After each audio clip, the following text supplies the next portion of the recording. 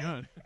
Yeah, there's so much juicy stuff before we even get started, and this is the intro, everybody. Welcome back to the Bitcoin Weekly Kickback. It hasn't been so weekly. We took some time off.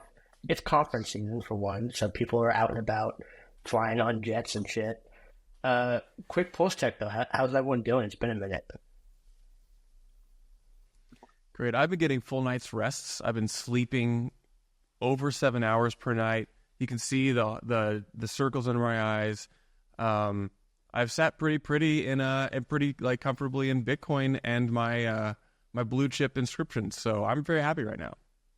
You look great. You are the living meme of focused, flourishing, moisturized in your lane. Exactly. I'm tired. There's a lot of airplanes, a lot of time changes, a lot of not waking up in my own apartment, not by accident. I was like elsewhere. And I had to go to I went to one blockchain conference and then 2 bar industry conferences, and I was gone for like 18 days. And, when you're booking stuff like that, it doesn't seem like it's just 18, whatever, it's 18 days. And then on day 17, you're like, why would I do Day 4, I was like, what am I still doing out here? Like, get me home. So I'm readjusting. So I'm leaving again for Miami in 4 days too. So Bob won. No problem. Yeah. I went to Lisbon, first time flying international, so that was a big moment for me. I got to be in one of those planes that has like the 3 rows, not just the 2 rows. So I was like, Mama, I made it. I'm on one of these big planes in the movies. But Lisbon was dope. Ordinals was pretty wild. It was like 5 events going on at one location. This non-fungible conference, and then Ordinals was like this like on the patio upstairs. Super cool. So yeah, that was great. And Nashville next month, which you guys are all going to be in Nashville, right? Yep, you better believe it. Fuck yes. We got to finally do a live podcast. I'll bring some equipment. I'll buy a Zoom, H4n, whatever, and we'll make it happen. I'm in. All right. But let's step into what's been going on in Bitcoin things. Probably first one, not controversial at all, some politics. Trump is now big Bitcoiner, apparently, or at least he's a talking head for one. And I don't really follow politics posts, so I think he's full of shit he's just trying to pander. It is what it is. But there's an underlying question here of, is Bitcoin finally an election issue? And it seems like it is. We see Biden maybe taking a step back and seeing that it's actually working. So I don't know, what's your guys' pulse on this topic? I think it's great to see political candidates endorse Bitcoin. I don't trust Trump further than I can throw him. In fact, I think it's pretty clear that this is just a campaign promise, but I think it demonstrates to Washington and those representatives that this is a very popular topic, and I think it serves as a bellwether to demonstrate you can get a bunch of people who don't really care about anything else except for pro-crypto positions. So I wish it weren't such a spicy, controversial figure as Trump, but also I've said for many years I'm kind of a single-issue voter, and so I will support the lip service at least. I will refrain from commenting on specific candidates. Yeah, I think I would agree with that. I think just having the attention, the media, the support is a big statement in favor of crypto. I mean, we got the Bitcoin ETF, which almost gives it, some safe haven status in the U.S. And now we have, clear evidence that the anti-crypto army that was a bad idea. There was not backing there. It's the pro crypto army, and we're seeing a lot of support and money flowing in that direction. And so if we can get people everywhere, to support crypto more broadly, to support, these pro crypto narratives, I think it's a win. I think it's a massive win. I love just following all of David Bailey's posts. He's like what's the right analogy here? When everyone's lined up, when they're going to go and fight in Lord of the Rings, they're going to go into Mordor. And Keaton Theoden is running down the line, and he's Theoden is yeah, running down the line. that is David Bailey. That is exactly what it is. You know what I thought is also interesting is that Trump is very imprecise in his language on a lot of things, but the specific talking points and surprisingly the arcane topic of crypto broadly is really hard to say like coherent things about in campaign promises. But Trump was actually able to vocalize, and I got to give him credit, or whoever, probably David Bailey, on the talking points of the language, saying something like, we want all the Bitcoin to be made in the USA. Yeah, it's reductionist. Yeah, it's kind of misleading. But like that is a very resonant message, which I think that's fine to lead on. That makes sense. The people don't know how Bitcoin works. That's a great way to communicate. And then he's also like talked about some specifics like freeing Ross and then positioning it and saying, we don't want these industries to leave to go to other countries. That is one of the fears domestically of like, we've got all this great intellectual property and talent in the U.S. We don't want to offshore these industries. So like really surprised at the like precision of the talking points there. Yeah. I think that if it has to come from someone who will be heard regardless of the emotional responses that come from it, it's coming from the right person, because people love listening to a polarizing figure. And the dude is really good at saying polarizing stuff. And he's certainly good at like this made in the USA Bitcoin thing. Like when I first heard that, I was like, what an absurd notion. Like it's crazy to even think that. And I was like, wait a minute. Americans are terrified of losing their jobs across to like the Chinese or the Indian people or whatever. So like if you want to rally people who, you can't get people to fundamentally understand Bitcoin through a campaign trail. They don't want to like learn new stuff from you. They want to like get excited about something not going wrong, but they're terrified of going wrong. And I think this is a perfect way to do that, saying Bitcoin made in the US. And again, I don't know who came up with it, but whoever came up with that, it's brilliant, because the mining industry has been, marketing term. And the mining industry has been getting edged out of the US by being overtaxed like 4 times down the line. Why would you want to mine in the U.S. unless the U.S. was starting to condone such a thing? So I'm for it. And again, I don't speak directly to political candidates because I have other thoughts about these things that make me not want to do the things that I'm going to do. But you know what's really cool? I don't have a vote anymore. It doesn't really matter. I just get to watch. That is one of the funny things I saw from some of the discourse is someone said like there should be a rare sat range for made in America Bitcoins, like mined by foundry Bitcoins. I think those would go. If that was a thing, people, maybe some of the masters would be like, oh, okay, I'll hold some of those. Oh man, I can't wait for that Pandora's box to open of like, if you can think what are clean Bitcoin and clean UTXOs. That's been a side narrative for years. Yeah. One other fascinating thing worth bringing up here is that you could potentially solve the national debt crisis with Bitcoin and dollar-backed stablecoins. I mean, there's there were some reports that came out, and it's a really interesting idea to leverage these assets to solve national problems. So that's cool. Yeah. 1% too, right? Isn't that what's currently in known custody of the United States? 210,000 Bitcoins, 1% of the supply. That sounds right. Right? It's a big number. Small number Yeah, for the U.S. government. You're like the petrodollar. One thing Trump should push for is like, don't sell that Bitcoin. Just lock it for 100 years, and then you'll sell. Yep. That's genius. Yeah, that was David, right? Buy more. Yep. No doubt. Yeah, that's genius. One other thing before we switch topics on this, one that's interesting is like a lot of Bitcoin wants people to accept it. You see this with like Elon and Tesla. Like, we're buying Bitcoin, and then one's like, yeah, Elon's my savior. And then he's like, actually, Bitcoin mining is kind of maybe dirty. Can't do it with my green company. And then you have to like backtrack. And it's like you put too much stock in the idol too quickly. And so I think there's some I have some trepidation there of like, we want it to be true so badly that we just glob onto treating Trump like an idol or anybody like an idol. And you've seen some pushback with people where they will say like, you guys actually want Bitcoin mining to only be made in America? Like, you guys are decentralization, shill. Like, you're not really about it. And it's like, I get what you're saying, but obviously it's never going to be 100% in America, duh.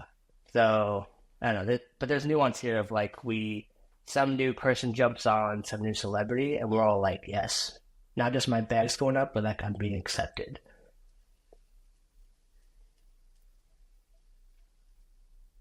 Perfect. Next topic. Let's talk about runes.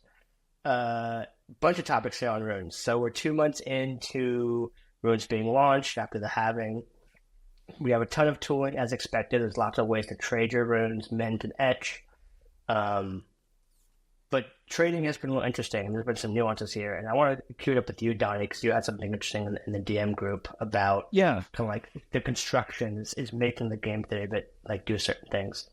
Like maybe it was just less easy to see with BRC 20s, but with runes, it's very easy to tell when someone is either unfamiliar with how to split their runes up and sell them in chunks that are digestible and actually like not market prohibitive, or watching people do it intentionally in order to brick the floor, build a chart, buy lower, and then remove those roadblocks and let people chew it up to wherever, maybe another place where they've listed things that are split properly. So like, I think it's easier to see market making now potentially, because like, I don't know, if you have like a DEX and people are dumping, the market makers like dumping tokens in order to suppress the floor price, you can see it happening because there's $100,000 block of something that they just are sure no one's going to buy, and everyone who lists is going to list below that. So like watching the market be controlled intentionally, or watching someone who got lucky and now has $100,000 in a token by accident not be able to sell it because they don't know there's a button they can push and wait 10 minutes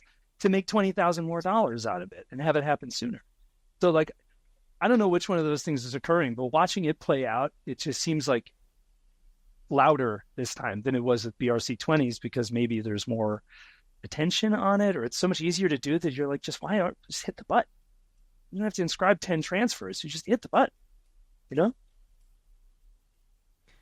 really have a question. I'm noting that that's what's happening. We're watching it occur, and I'm looking forward to seeing what like custodial or non-custodial. I think Donny, you froze for a sec. I can see you. We lost you for a second there. Man, Puerto Rico, it's raining. It's probably affecting fiber optics. I don't really have a question is what I was saying. I just am like noting that this is occurring. That's all. Solutions. I'll chime in on the runes liquidity. I did a write-up on it.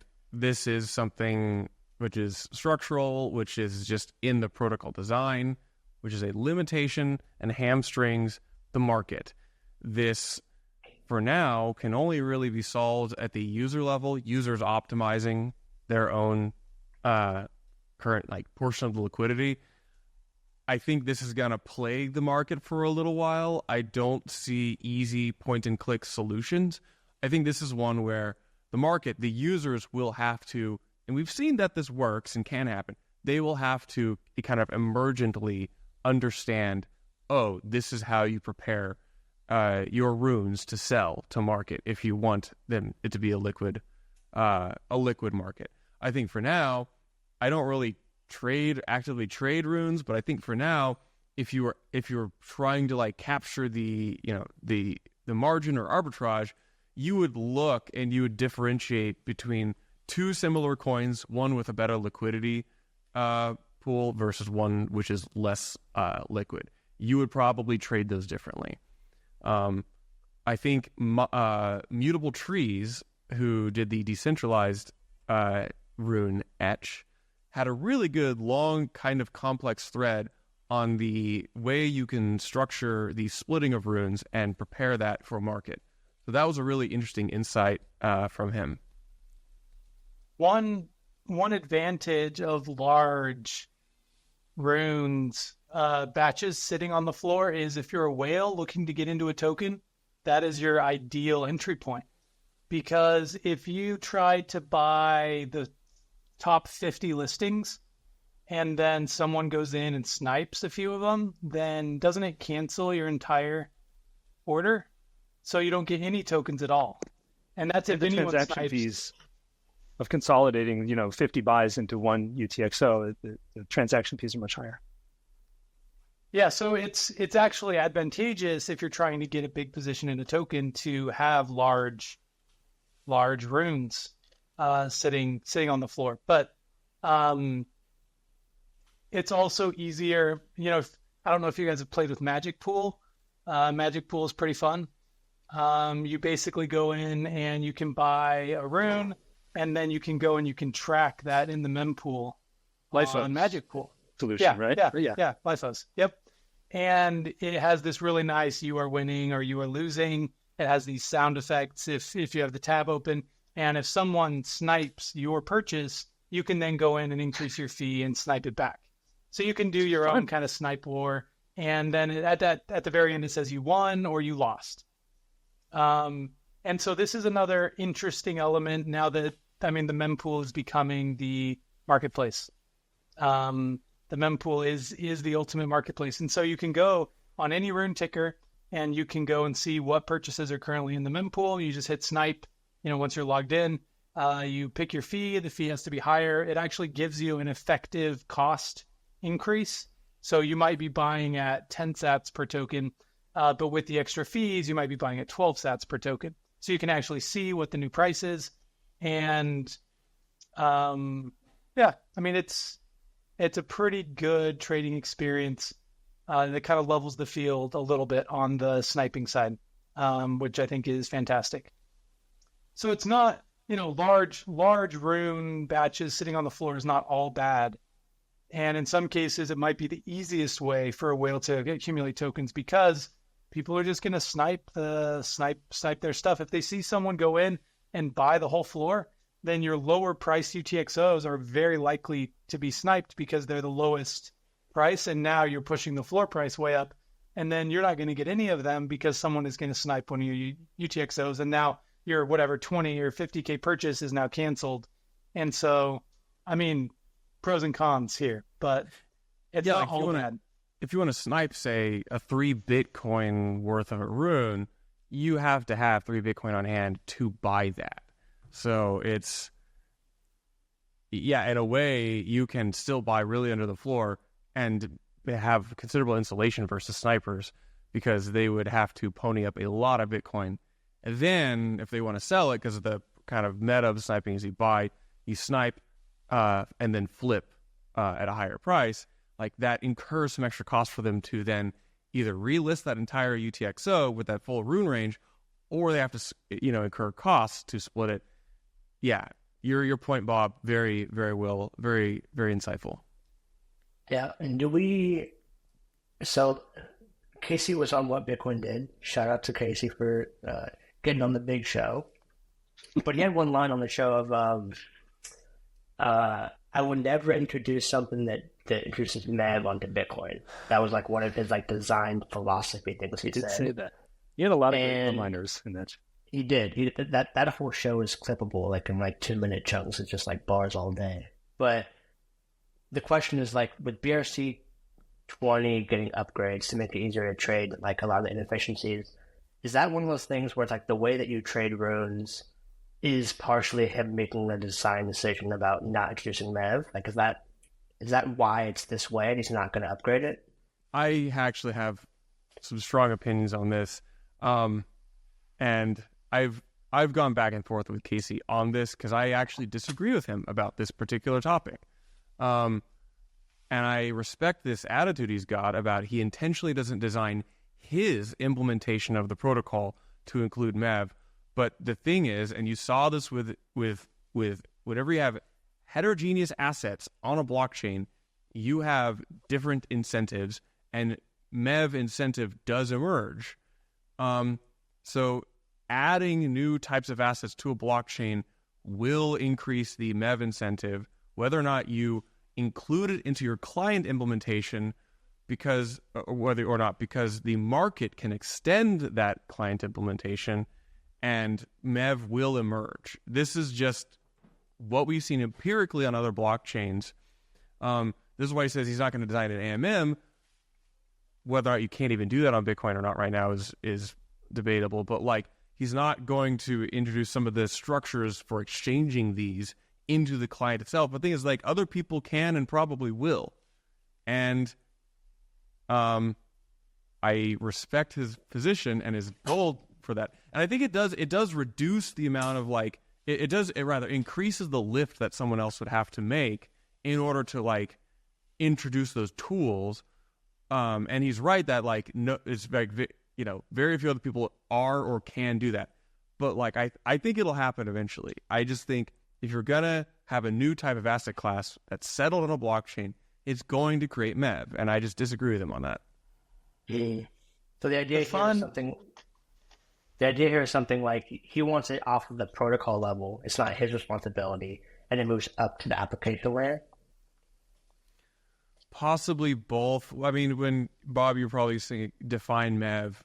There's a bunch of different ways. You can say toxic MEV. You can say MEV related to the settlement or within an AMM. And I think, and Casey's kind of explained this to me a few times, where he says the majority of MEV incentive comes from the exchanging of assets through these automated market makers. And that's what we've seen on other chains, but there is going to be MEV incentive. He didn't design this into the Ordinals protocol itself either, and yet it created MEV incentive. I have opinions about why we haven't seen MEV really at scale at the block producer level, which are kind of spicy, but we've seen individuals, the power users, take advantage of dislocations in market pricing for these secondary assets. So like when you have heterogeneous assets, I don't know what the relationship is, if it's linear or geometric or whatever, but the relationship is the more types of assets, the more activity of heterogeneous assets, the more types of MEV, toxic or otherwise, will emerge. Yeah, I was going to say that it's interesting that we haven't actually seen very much MEV go to the block producer level. There may be isolated instances, but in most cases, because the mempool is open and because you can snipe mempool transactions, that essentially means all of the MEV happens in the mempool, and you block producers don't need to do anything. You just take advantage of the higher fees. Like, people doing PvP in the mempool results in higher fees for the block producers. The block producers don't even have to do anything to get the higher fees. There are circumstances where this could change. Like, imagine that, let's see, how could you push more MEV to the block producer? It's an interesting question. I don't know how, but you could, block producers could, they could provide MEV protection from sniping. So imagine you make a purchase on a secondary market, and you don't care if that purchase is settled in the next 10 minutes or 24 hours.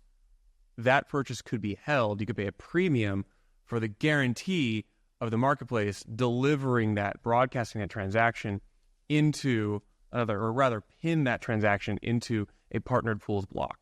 That's an MEV snipe protection mechanism. You could there's no incentive. Just let it get sniped, and you're going to get the fees anyway. You can do nothing and still get the fees. Oh wait, you're saying if I could pay a premium to not be sniped, that's not an incentive? I would pay for that. No, but because the pool that, well, so you could bake this into a hedging strategy to smooth your overall revenue gains. Like, let's say you aren't bullish on, you could take shorter term positions on fees. This basically allows you to hedge your fee revenue as a block producer. That's one example, but you could also do other things, such as you could mint out an entire runes ticker in one block that you also produce. We see Marathon get close to doing this with etching, but I think this could be pretty attractive. You could pre-sell a bunch of etches or a bunch of mints to people and then settle those in one block. Yeah, minting is a good example. Asset creation feels like a good example. Well, on the marketplace side, I just don't see the incentive. I never understand, like, would slipstreams, like accepting non-standard transactions, be MEV? I never know where the boundaries start and stop of these things. I classify it under MEV, because I have a very broad umbrella saying it's just anything outside of normal, dumb transaction ordering by a first seen rule, which actually means Bitcoin's always had MEV because we now order transactions by fee rate. That was not the original way blocks were constructed. But I think what Marathon's doing is MEV. I don't think it's toxic MEV. But Marathon intentionally doesn't do out of band like deal flow for like gaining advantage on a secondary market. They only do the occasional out of band, but within the block strongly associated with the transaction occasionally, like deal flow for stuff that would have difficulty getting to a block otherwise. Okay, I have a topic on mempool, but I want to make sure, Donny, do you have any thoughts on this current topic? No, I'm still trying to figure out why it's a problem. Like, I never fully understood how it wasn't already happening long before we started talking about it with regard to like ordinals and the way that miners approach this kind of thing. You know what I mean? Like, I'm still wrapping my head around like how it can even go wrong. You know how often we talk about like, I don't know, tail emissions, and I'm like, it's 150 years away. Like, why are we worried about that? And why are we worried about like one person doing too much of something because the other people will just counterbalance it? And it's like this ship that always self-levels itself. It just feels like one of those things that can't ever really be a problem. But since I know that's not true, I just kind of shut up about it and I keep on listening. You know? You got it. Okay, well, I have a good question to tie into that then, because Bob, you had a question about MagicEden's dominance in marketplaces, and so I want to like dovetail into that. But one thing so I'm seeing a lot of people do sniping tools and mempool tools, especially like MagicEden has a mempool marketplace now. So like they show up just like a MagicEden interface, and you can see like an RBF flag, and you can snipe it and like start to fight for that card. We know StatsFlow is working on the same thing with like some pretty advanced mempool watching stuff. And it hit me that mempool tools are directly correlated with block time, because short block times make the incentive not that long, and long block times make fee estimation, which mempool.space is fantastic at, and sniping tools very important. And as you go longer in block time, the need for those tools to get access to real truth and fight for your assets becomes increasingly higher. On Solana, it's non-existent. Like, you send the transaction, it ends up in your wallet, you're good. There's like really advanced trading algorithms at the block production level that they could fight for, kind of like how a Citadel would do, but that's not what the end user is doing. So, yeah, the first one is like that's super interesting, that like mempool tools will always be necessary on Bitcoin because of the 10-minute block time. Tying into that, this question you had, Bob, of like, will MagicEden continue to dominate because they control like 60% of the market share right now of trading volume? I think not. And I think it's because typically with short block times, distribution and listings are really important, like being the place that has all the listings. But with a mempool, it's the opposite. Once someone buys something, it's out in the open.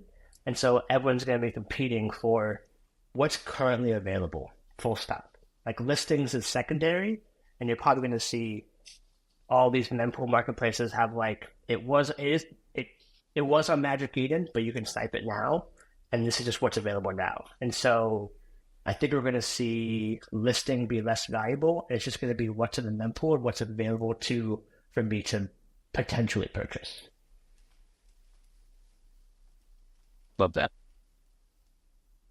That's cool. It's like the thing we've been talking about forever. It's the decentralized marketplace that everybody's been trying to make, that like no one can make it, because if you make it, it's not, right? It has to make itself, and this is it making itself, kind of. You know, people are building tools around it, but it's like a pre-existing place, ether, dimension. I don't know, wherever that exists. No one had to make it. The other really fun idea is you just buy your ordinal from yourself as your listing at a low fee rate. And so it sits in the mempool and it doesn't get mined because the fee rate is too low, but it shows up on all of these tools because they're monitoring the mempool, and anyone can go in and say, oh, cool, I want to buy that instead of you selling it to yourself, and I'm willing to pay higher fees. And then that becomes a decentralized marketplace. Now you could have tons of things intentionally sitting in the mempool where listing is just you don't even have to pay. I mean, assuming that the fee rates stay.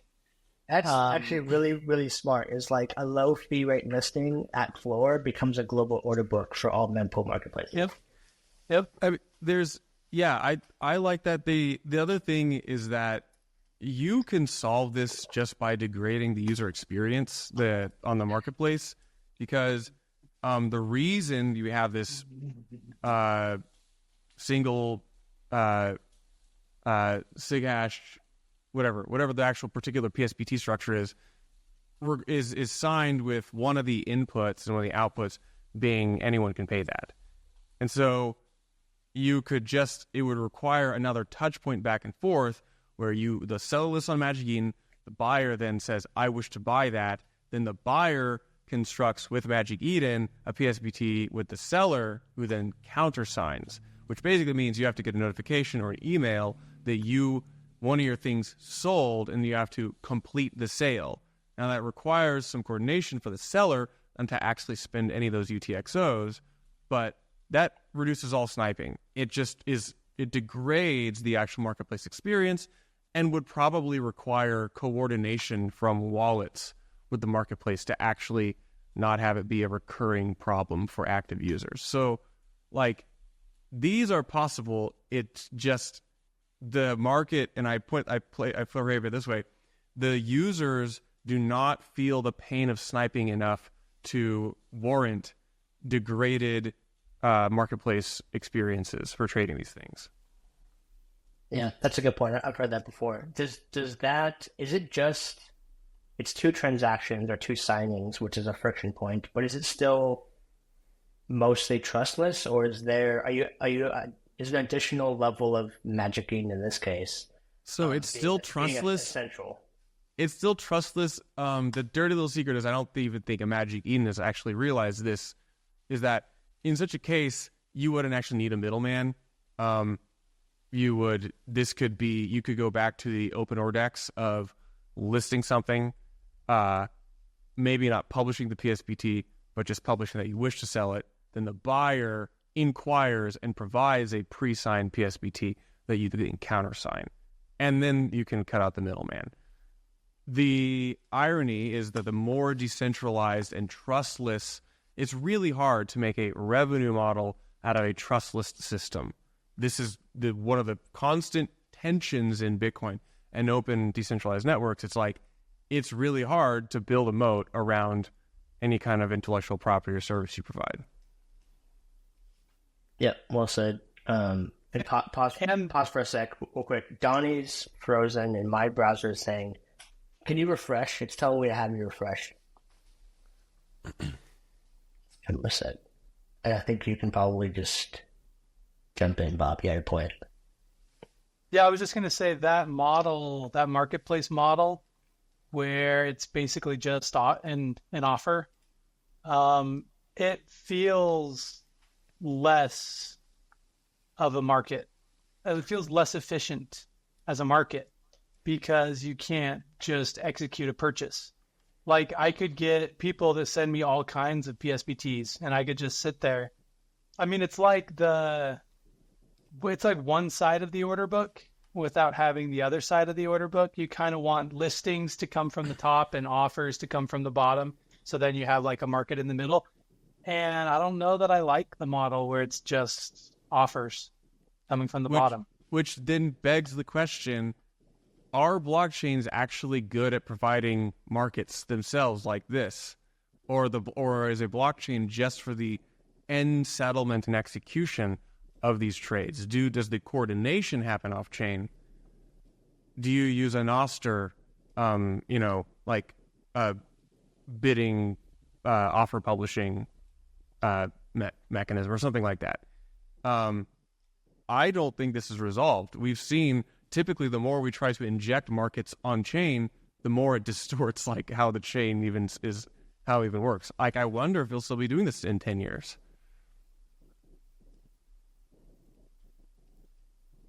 Yep. Interesting. Donny, thoughts? I would Nothing. No, I'm good. I miss Okay. it just enough that I don't feel comfortable commenting. Perfect. Okay, I guess last topic, kind of touching on marketplaces and runes and selling tokens. Meme coins. Like this cycle has been meme coins is the narrative, and runes utility tokens are not still a thing.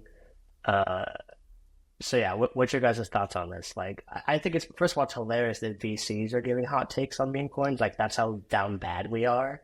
But I know I'm waiting for Rune's utility season, but everyone's kind of building in the background. No one's really launched yet.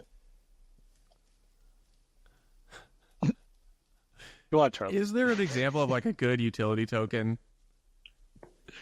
There's one. So I've watched for you guys. You guys go ahead. Well, there's two. I think there are two utility tokens: Ethereum and Bitcoin. It's a cop-out answer, but yeah. It's not. It's the true answer. Yeah. It's the one that's like the only one you actually need for anything. Solana's negligible. You don't really need it. You need a very small amount of it. If price action is to be driven by utility, it's really like you need to have Bitcoin to interact. You need to have Ethereum to interact. You need a very trivial amount of anything else to do anything. And most other things are just for fun. They're like extremely fungible JPEGs. Like the Runes shitcoin ecosystem. It's community and emotional and fear driven. It's not like you want to use it for something, right? So like, can there be? Is that word just kind of a farce in every other regard other than the high gas, high security situation? So to me, this one's tricky. Did I freeze I've been, again? as a personal hobby, learning. I froze, didn't I? You did for a second, but you're back again. It's all going to record. It's going I've to been be deep here. diving. Yeah, you'll be crystal clear later on.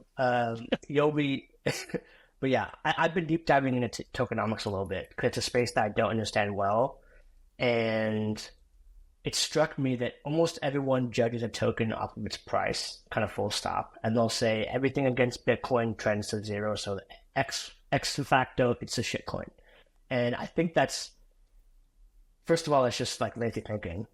Although it's directionally true, like Bitcoin will go up forever or it's going to die, and a lot of shitcoins are going to go to zero against it. That's true.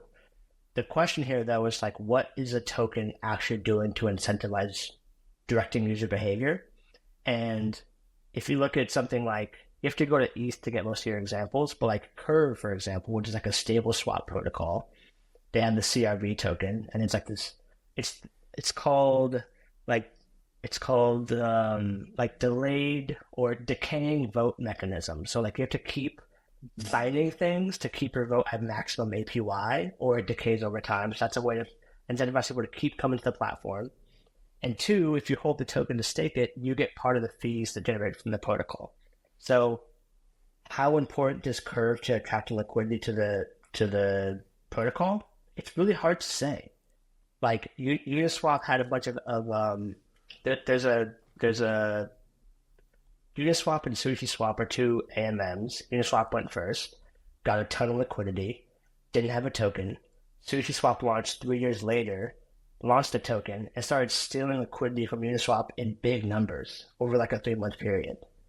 And then Uniswap had to launch a token after the fact, and now they both kind of have tokens that do something. So when people say like, what does the token do or what's the utility? In my mind, it's actually really fucking hard to determine just how much influencing the token's doing. And looking at the CoinMarketCap chart is like super insufficient for knowing what's going on. Yeah, I look at something like maybe Athena, which takes advantage of the ETH native yield function of like staking, and then has a hedging mechanism, and then issues like a stable on that. I don't know the tokenomics, but I'm like, that's something where it seems like you would have to have a liquid token produced by some like activity on chain in order to like make this product work. That makes sense. I know Uniswap has their token. I'm not really sure what it accomplishes, but Nothing. Yeah. But I don't know. And it's funny you brought up Curve, because the Curve founder just like defaulted again, Yeah. pulled out another X 10 million something, but it's like, I'm just agnostic. It's much easier to take an agnostic, approach to utility tokens while not like condemning them. Like, I would love to see effective utility tokens. I'm unconvinced right now. Yeah. I think the key here is like, if a founder says, how do I make a token useful? That's the wrong order of operations. It's like, solve a problem for your user, build a product that solves that, and then if the token makes it better, add a token after the fact, but don't jump straight into like, here's tokens, sell investors, go to retail, dump. Like, that's stupid. It works. There is, but it's stupid. like if you read like Chris Dixon, Read Write Own, he presents a really nice picture for tokens. This is not like Bitcoiners probably don't agree with Chris Dixon on hardly anything. It's like a different world. But there is an incentive alignment that happens between users of a protocol, founders, builders of a protocol, and investors. And there's the way that tokens can align incentives across all of those parties for early growing companies, I think is a key innovation that hasn't been well tapped. We've seen a lot of people trying to do things like this, a lot of people doing it in bad ways, and, a lot of probably tech limitations to what we can actually do with tokens. I mean, think of how all blockchains kind of revolve around tokens. You can hold a token, you can send a token, you can leverage your token to do things, you can lock up your tokens. I mean, it's all token specific. And it's not like you're going to go and do something else on a blockchain like you might do on the normal internet. And so I think it's still early to be able to see true. I mean, we have good examples of this already that we can dig up, people getting close to this. But I do see this as kind of like a promise for the future. And again, this maybe doesn't resonate with Bitcoiners, but I kind of want to see more of an open internet, not just Bitcoin, but also like, the Facebooks or the Amazons or the Twitters of the world. I want to see more open internet. And so thinking about all the web applications that have built, I think tokens do solve a purpose here. Do have a purpose. They solve a problem. But it's still kind of TBD. I think many ways. If the purpose of the token is that it bootstraps the early investors and the early builders into producing the product, that's utility in my view. I think we have to reconcile how does that actually get roped into what happens to the token after that? Or is there a transition or some kind of like synthesis phase? And then where is that different than direct equity or startup capital? Yep. I think there is a future where we can discover something which makes sense here. I don't know what that looks like. Yep. Yeah, that's right. Okay, 2 more quick topics. One is artists and creators. There's this question about like, is actually like creating art on, in Web3 sustainable for the kind of like the starving artist kind of like paradigm? And I don't know, I'm kind of mixed on it. Like you have easier liquidity when it comes to like being able to transact, but a lot of the creators seem like the ones who do the best are the ones who can gather attention and build a community, which is like that's a skill set that in Web 2, if you had just like a really good Shopify store and you're on like a dope Instagram, you would also probably be doing just fine. So like how much value Web 3 adds for the average artist is unclear to me. I'm curious your guys' thoughts on that. I don't think average artists ever have made money. I don't think mediocre or low-level artists have ever made money. In fact, most artists really don't hit their like what it meant phase until long after they were creating what they were creating, because nobody realized that they weren't just crazy, that they were like conceptually further ahead in time than other people were. The thing that this is changing, this atmosphere, it seems to me anyway, is the same thing that like Logic Pro and the MIDI controller changed for music. It's allowing more people to put out more content, and thereby people who wouldn't have been recognized because they couldn't get a deal or they couldn't get in a museum or something, is taking away some of those like structures, or at least is democratizing, opening equity, providing equity, equality, whatever. There's some word I'm looking for that's not a fully formed thought, but like more people can partake, which means some people who do stuff can be seen in a way that they otherwise may not have been because they have an opportunity. There's more noise, but they get to be a part of it. Yep. So I don't know if we're ever not going to have starving artists, though, and I don't know if anyone's ever going to appreciate art in any other way than a long-term hedge against some other monetary system where, like, when you run out of houses and cars to buy, you buy a Mondrian piece.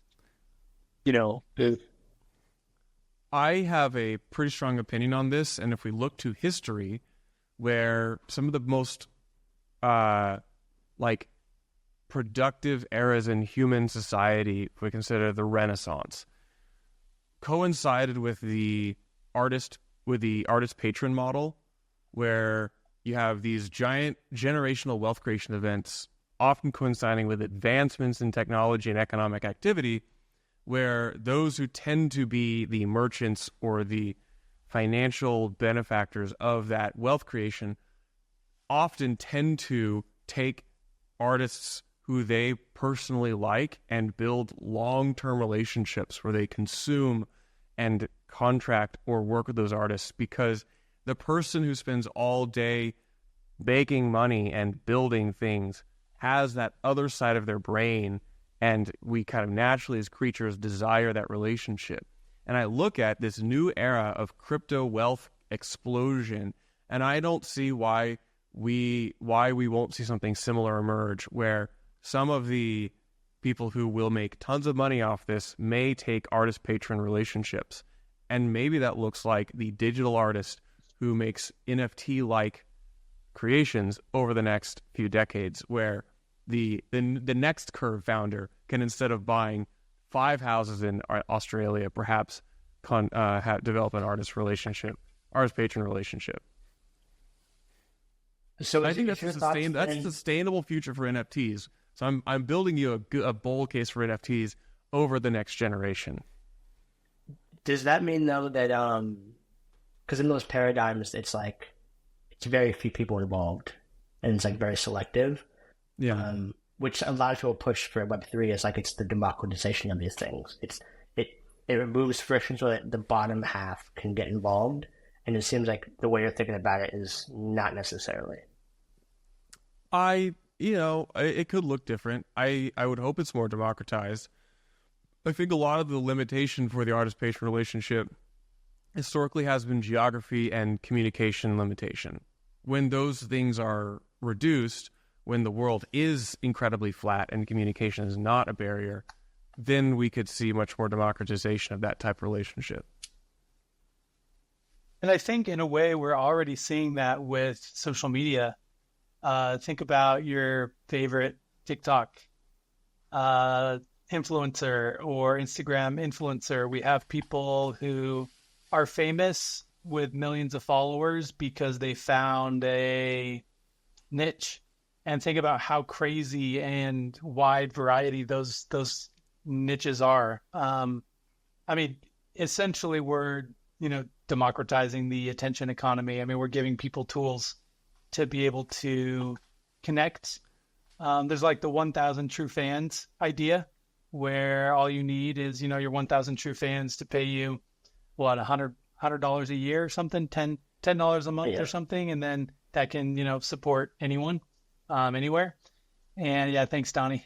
And I didn't mean it, but I think that's a really interesting model that kind of supports this idea that, throw crypto into the mix, add payments, add true digital ownership, add some of these, core pillars of NFTs and tokens. And it just seems to fan the flames, essentially. Yeah, the 1,000 true fans is such a strong idea. I'm surprised more people haven't built tooling just for that. Not giant community tooling, but local maximum tooling, and just really engage with your top 100 people and make it dead simple. Because all the big ones, Discord, Patreon, they're going for 1 to as many as are willing to come in. So, yep. Interesting. Okay, last topic. Also, this makes me thinking about maybe next week we should touch on sustainable business models for projects or founders, because we're talking about creators, but like there's a whole space of like how does a founder project get paid, tokens, transaction fees, subscription fees, that like I haven't thought about this deeply. It'd be a good interesting discussion. But last topic, I want to touch on what's the status of OpCat. Like, I have not been watching this. I've realized that staying on top of upgrades does not benefit my like job at the fund at all. So I'm gonna wait till something gets pushed, and then I'll spend 2 weeks learning about it, and I'll be at like the bleeding edge. I'll be good. But yeah, what's the current consensus around either OpCat or like the current kind of like soft fork upgrade thesis? It seems to me like OpCat's still the front runner, but it has to have other things attached. OpCat alone is like becoming kind of like not enough. But where is this currently sitting? We're gonna get OpCat. It's a matter of when. I think that's a fair characterization, Jake, is that it's an OpCat end question. Will the end happen with the first soft fork? I don't know. I think it's just, even as recent as 3 months ago, I was personally like, well, I lean for OpCat, but I don't really feel comfortable saying much more than that. Now, as more developers look at this, and as Blockstream and Starkware and Taproot Wizards all demonstrate they're like very for this opcode, I think it's now just a question of how do we get there. I don't know. I will take the over on Udi's 2024 prediction. I think he's too optimistic about that, but I'm pretty certain we're going to get OpCat now. I would love Cat and CTV, but we'll see. There's only a few weirdos out there championing CTV, which is kind of surprising to me. I think the chances of Cat coming with something else are close to zero. Cat is so simple and has such widespread support that adding anything to the mix just jeopardizes getting an upgrade at all. I think the great script restoration is fantastic, and there's a pretty strong case for a long-term push in that direction. But I think the idea is just let's do Cat, and then we can talk about the next one. And that approach feels simple, bite-sized, manageable, more achievable. My main question right now is, do you think Udi's going to go for a user-activated soft fork or a miner-activated soft fork? That's the user, really? Yeah. What makes you think that? Because he has the power of the cat over people? I think a miner activated soft fork at this point would be perceived very negatively. I think a lot of really smart, respected people would probably find that kind of threatening and worrisome. I also don't know if it makes sense to distinguish too strictly between those two, because they can happen at the same time. If a user driven, right? I would almost change the terminology, be like it's user driven, but miners co-signing on to it. Like, who activates the soft fork? I think the best kind of soft fork has broad consensus, in which case you don't have user or miners. When I talk about not miner activated, I'm saying miners in direct contradiction to users, which we've seen that try to happen before. Segwit 2X. Look at that, how that happened. They produced they didn't produce one block even. So I'm pretty sure it's users. Also, like, I think it's public now. Cypher, my neighbor and good friend, now working with the Wizards. So they're hiring all the right people. They're hiring some of the few people I think who are technically competent to work on this. Yes. So they're putting to good use all their millions they've raised. You can't say the same for many other projects like that over the past half decade. I think that the Wizards are absolutely front and center the next 6 months in Bitcoin, and probably will and should get credit for shocking Bitcoin back into action. Do you think we're going to see a cat day? Think sometime October, November, December, they start pushing for it. They get everyone to run full nodes. They start talking to miners, and it's like, this is the day it's going to happen. Get on board, everyone. Everyone's like, yeah, let's do it. Everyone's excited, and then it just happens. I mean, and then we start trading cat sats for everything mined that day. I don't know what the specifics are, but I have a couple not even fringe ideas. I have a couple speculative ideas, but I don't want to. Those are things I would maybe let the wizards drop as cool marketing angles, and I don't know if I'll even speak them myself yet. Yeah, it just feels like if it's user activated, there's already broad consensus. Like, what are we waiting for? Like, literally, what are we waiting for? Nothing. There is nothing. Like, why wait? Why wait till next year? We want some research to be done. So you want to let it marinate a bit. You want to let people build some tools. That's just I don't fluff. mind. I don't mind that we drag our feet. I don't think I think it like people are going to dig their heels in, and it has to happen slowly, because if we all did the same thing at the same time, we end up dead as a species. We got to half of us have to be rubber banding all the way back to yesterday and trying never to move forward. It's just, you got to get those people slowly acclimated to the new normal, and it takes time. And I know what he's saying, and I agree. Yeah.